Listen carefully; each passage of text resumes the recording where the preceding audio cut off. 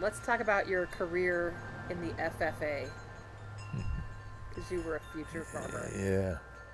Yeah. We started out in the 4-H, which How was old? when I was about 8 or 9 years old in the 4-H, and we stayed in the 4-H for all of the years. It's interesting that one of the best pals at the young age of 12 was Marlon Jensen, and Marlon became a general authority in the Mormon Church. Oh, wow. And it's funny that all of those early years, and he was the nephew of Claire Hill, and Claire Hill was my roommate in Utah State, and he was a friend of my brother Dave. Anyway, that's another whole story about Elder Jensen. But uh, 4-H was the first thing, and we went to Logan to the college, and would judge the calves and the cows up there every year, and we always would win. And there was the team had Marlon and me, and one or two other guys. I can't remember who they were, but we would always win. We was always best of everything. And then when I went to high school, first year of high school, I was on the dairy judging team for the FFA, and we went to the state championships and we won. Our team won the state champion, so that meant that we were going in 1957 to Waterloo, Iowa, to the Nationals. We went on a Greyhound bus, and I mean, if I ever was going to smoke, I would never have smoked after that, because you couldn't go anywhere on a Greyhound bus and people weren't smoking. Oh, yeah. And in Waterloo, Iowa, though, I met all these young guys from North Carolina and South Carolina, and all of those places. All those kids smoked. It was They, tobacco kids. yeah, they all smoked. But anyway, came day of the judging. It was we judged. I don't know, I got 4 sets of cows, I guess, and then we had to give reasons why to the judges that judged us. And then that came that night, and they had the award ceremony, and I came out number number 1 Wow. in the country, Wow. and won the gold medal. And our team won the gold medal. Harry Marcus, who's now a doctor in animal husbandry in California, was on the team, and a guy named Brent Zog was on the team. And each of them got silver and bronze medals, Wow. but I got the gold. What were you judged on, and what were you doing? What were you judging? Like, what were your skills? Well, if you look at 4 cows in a row, you look at them to judge what the best cow is. The best conformation of body, the best udder system, best length of nose, best width of mouth, all of the things, and the best even 4-point, the 4-point hind end, Yeah. the hip bones and the backbone.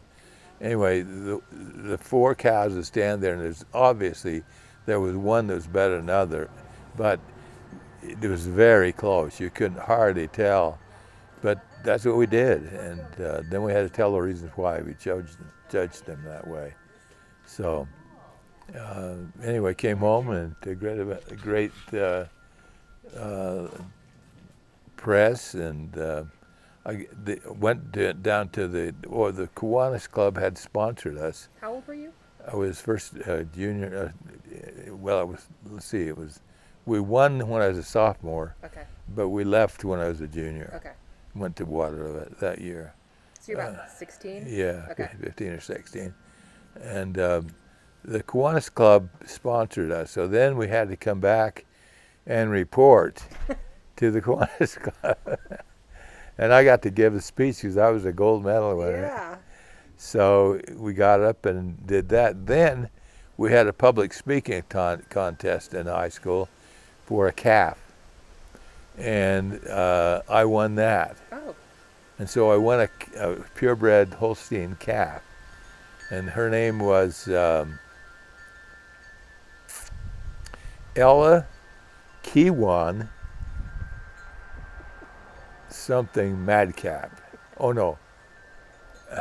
Anyway, I had put Kiwan in the name. I named the calf, and named that, and registered her on the National Register of Calves.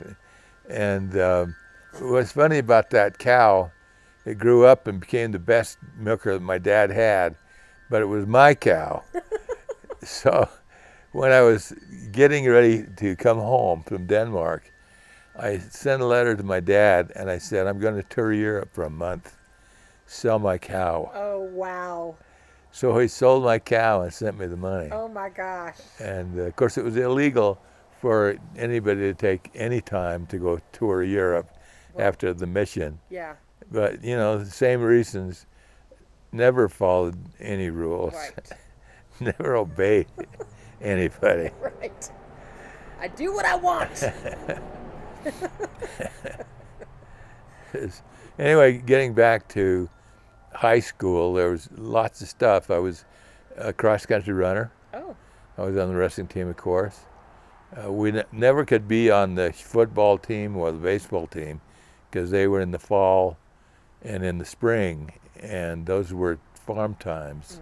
So we had to plant thin sugar beets in the spring, and we had to top them in the fall. But in the wintertime, we could be on the wrestling team. Oh, yeah. And sometimes we ran track too, but not all the time. Dave was pretty good. He was almost 4 minutes and seemed like 50 seconds in the mile, which is pretty fast in those days. Yeah. At that time, the record for the state of Utah was 4.3. Jeez. And that was a guy named Merlin Judkins. But Dave was pretty good. He came first or second in a lot of the races. So I decided I would also be that, but I wasn't nearly as good as Dave. Yeah. But I ran they call it the cross-country race at the Brown Jug game. The Brown Jug game is a rivalry between Ogden and Weber High. And I ran the cross-country for that race and came in about third. So anyway. Yeah, that was high school. In high school, yeah. So then when you were you graduated high school, and then what happened? So that would be like 1959. And then what happened? Then it was my time to leave the nest. Mm-hmm. And I went to Utah State University. And Claire Hill, my roommate, decided that since I had an agriculture scholarship, that I should get an agriculture engineering scholarship. Oh. And that I should study that. Well, I lost faith in studying that the first time I went to an algebra class and the first time I went to any technical class. But I stuck with it the full year and failed miserably. Of course, it had nothing to do with joining a fraternity. No, nothing to do with that. And learning how to drink and do all this stuff that fraternity boys do. What was your fraternity? Sigma Alpha Epsilon. It's the notorious. They are notorious. They've been kicked off every campus. Yes. But you were at Utah State in Logan, right? Yes. Okay. And anyway, I went active in the fraternity, and my PIN number is 107997. Never forgotten that. Secret handshake. Secret handshake. And Dave I was a legacy FFA or SAE, and so was Claire Hill. Claire became my roommate when Dave went on a mission, and Claire was still studying engineering and so on. He ended up teaching at Arizona State in Flagstaff. But Claire said, you can do it, and I failed. And so my mom and dad got a letter. It said, your son, I hadn't told him, I wasn't going to tell him, your son has failed. He cannot come back here to Utah State. And about the same time, Bishop Groberg called me up and said, "Come and see me." So I went to see him, and he said, "Okay, Paul, I know and we know that you don't live the word of wisdom.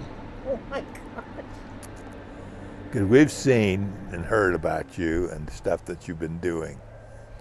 Now, straighten up, and we're going to call you on a mission." I said, "Well, I don't know." He said, "Well, you tell me where you want to go."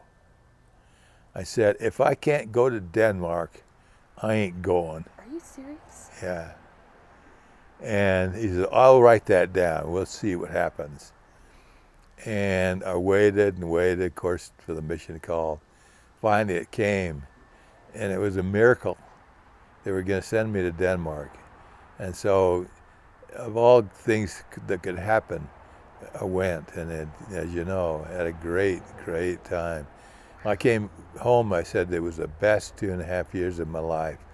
It wasn't because of the church. It was because of the Danish beer and the girls and everything about Denmark. It was a young man's dream to go to a country like Denmark. Okay, let's stop here for a second.